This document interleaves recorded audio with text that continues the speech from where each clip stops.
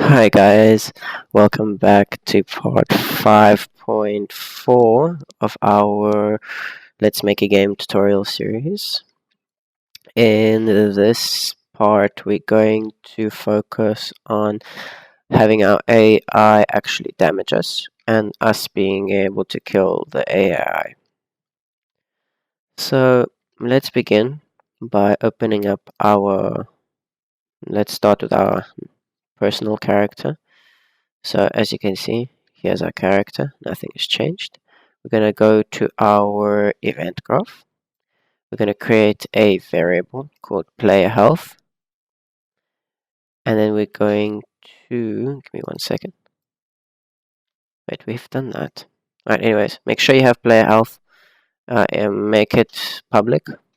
Alright, then what we're going to do is under the event tick, we're going to can level start branch true.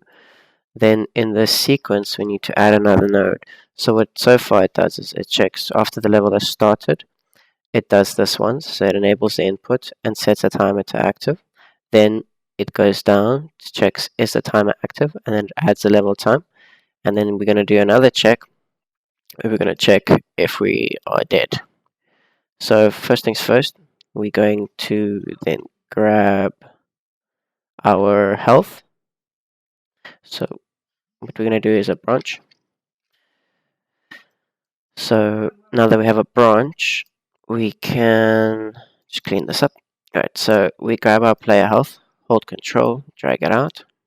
Then we're going to drag this out and say, is it less than, less than 0. Actually, we can do this less or equal. So less equal to 0. Connect it to our branch.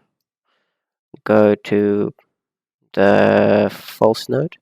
If it's not, then nothing happens. If it is true, though, what we're going to do is we're going to say, let's see, we're going to say destroy actor, and the target will be self. We will then create a button. Well, that we'll do later. We'll quickly print a string, and just say you have died. By the way, about part 5.1, I'm sorry about the sound quality. I'm actually sick right now. So I don't know, my voice is kind of funny when I'm sick. So that handles our death. Now, the next thing we need to do is we're going to go back to our content. We're going to go to where we saved our AI, and we're going to open up our cube character. Now, so once we've opened up our cube character, we can actually start taking a look at him with what variables he needs. So he needs 2 variables.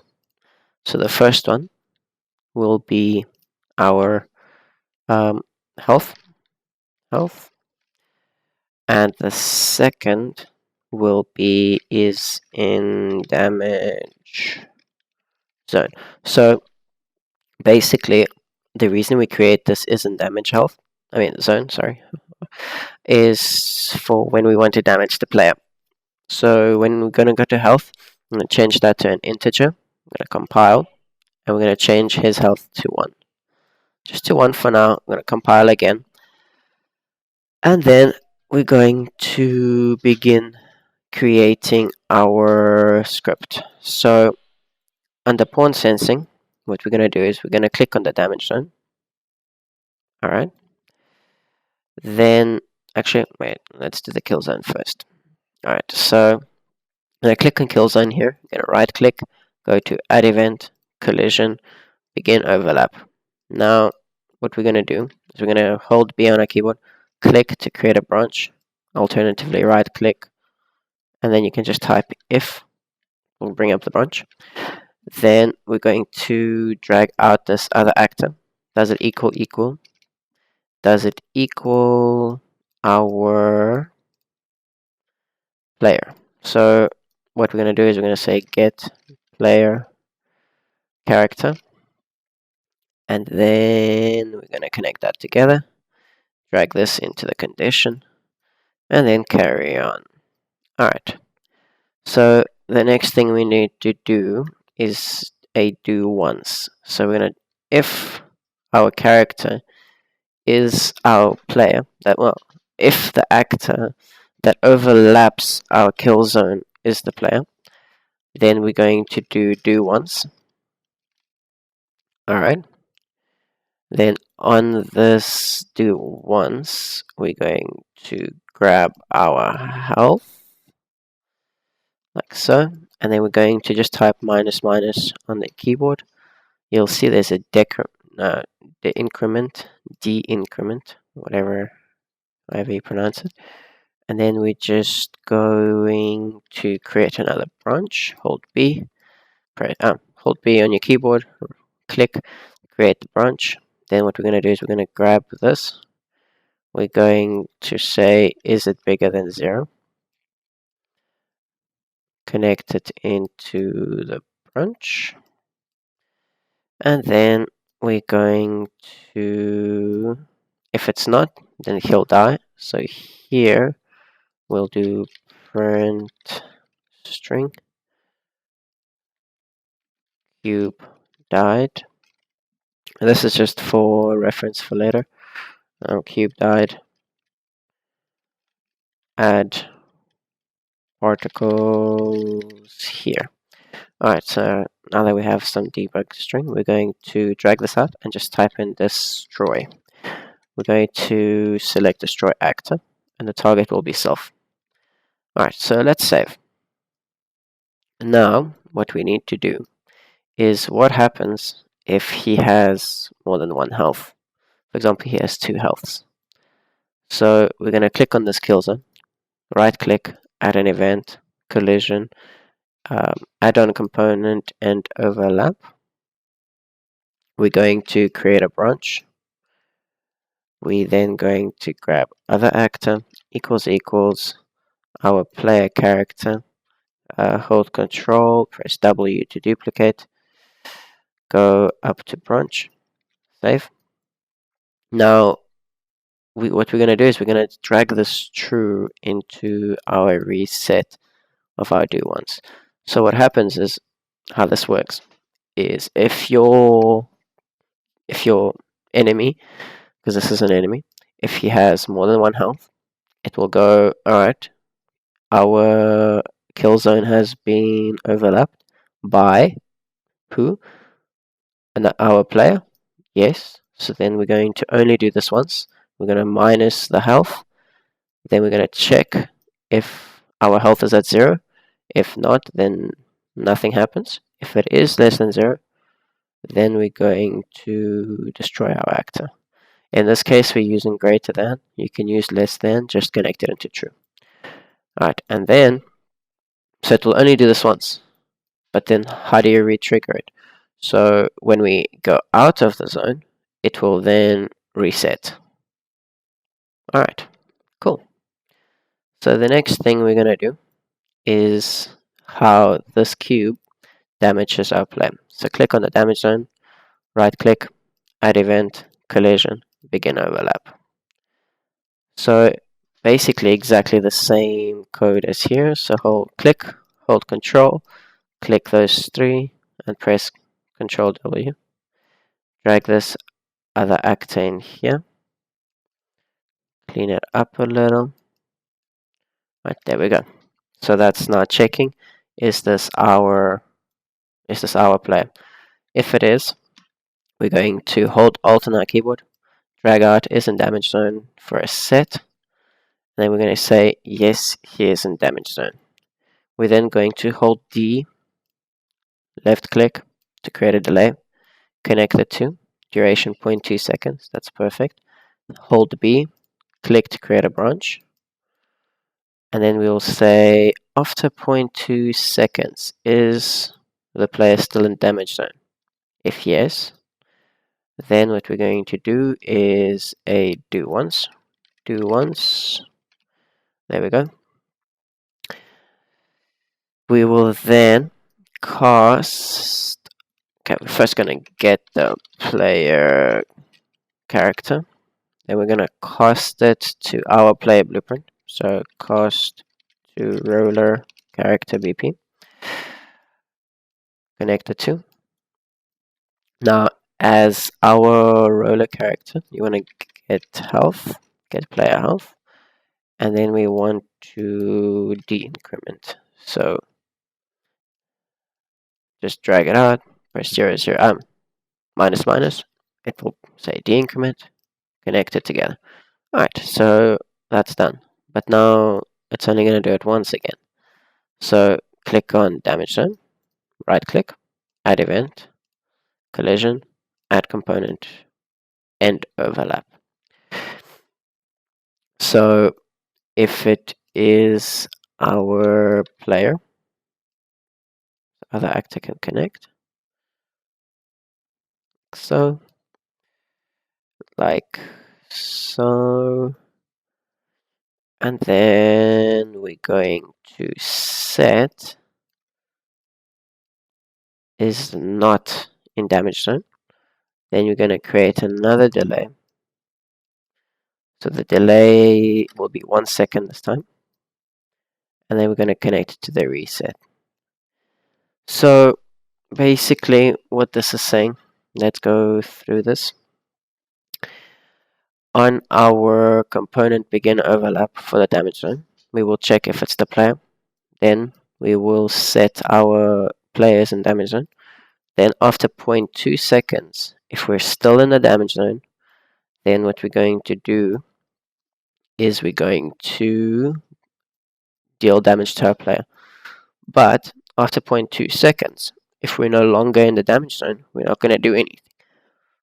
But now we don't want our character to deal damage every tick. So we don't want our AI to deal the damage every tick. So that's why we put a do once. And a reset will be when we end the overlap. Firstly, it will set our is in damage zone. That allows us to get away just in the nick of time. And then we will delay it by 1 second. And then we'll reset. So he has 1.2 seconds after taking damage, technically, to get back away.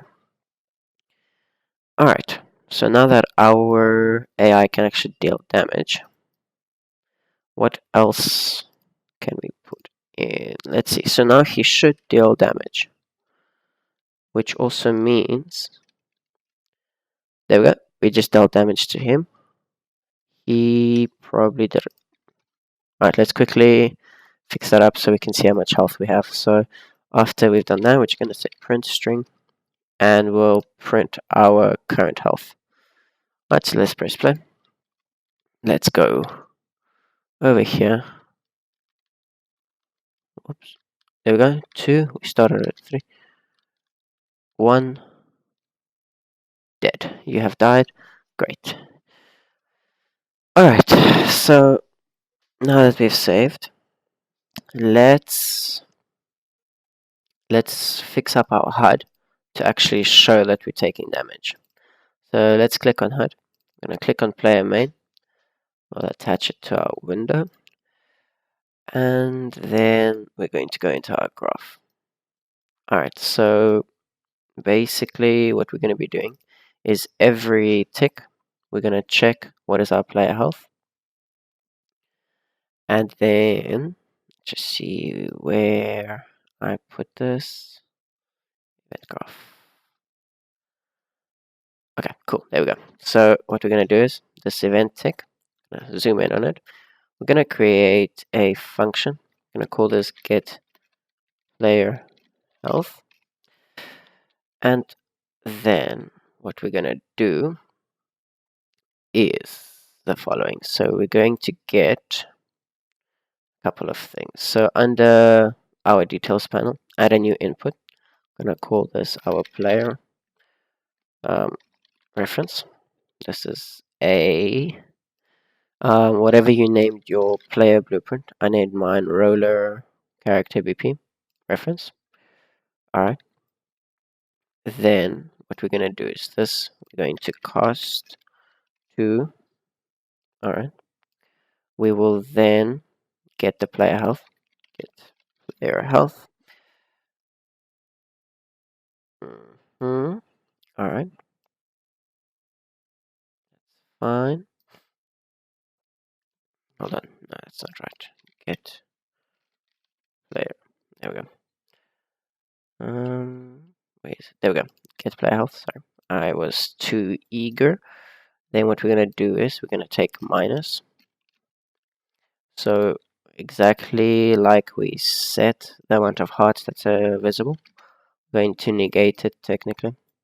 We will then drag this out, and we're going to get all widgets.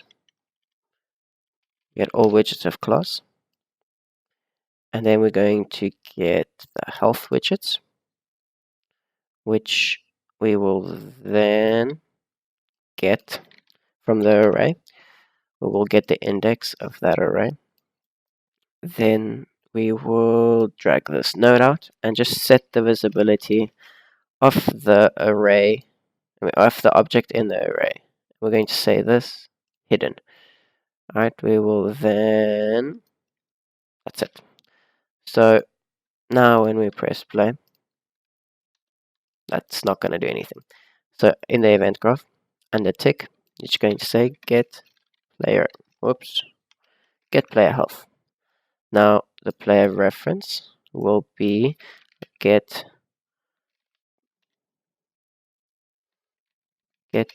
player character.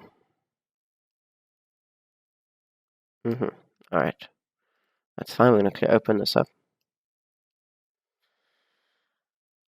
All right, let's just change this up. We're going to reconnect that. This player reference will be the target. Okay, so now that we've changed this, this should work. I just don't want it to be in a function. We're going to delete this. Going to cost to roller character blueprint. So every tick, we're going to cost the roller player blueprint, and then we're going to get the player health as the roller. All right, so let's compile, press play, and see what happens. Our 3 hearts should now go down. All right. Something is not working. All right, let's do it another way. Just gonna grab all of this. Control X. Go to this event graph. Paste it. All right, let's set it like that. So now we did it a different way. Let's see. It's still not going. That is very strange. All right, let me just quickly grab a look here. All right. Oh no, it is there. That's probably the problem. All right, make sure to untick top level only. See if that works. That should do it. There we go. Okay, so it was just the top level only that was a problem. So as you can see, when we take damage, we actually lose our hearts on our HUD. So let's quickly grab this again. Control X, put it back into player health. Let's see if that works now. I want to keep this code as clean as possible. That's why I'm doing it like this. So just get the player health, add the reference here, and press play. Let's see. Oh, where's the error? Doesn't end with a return node. Yes, it does.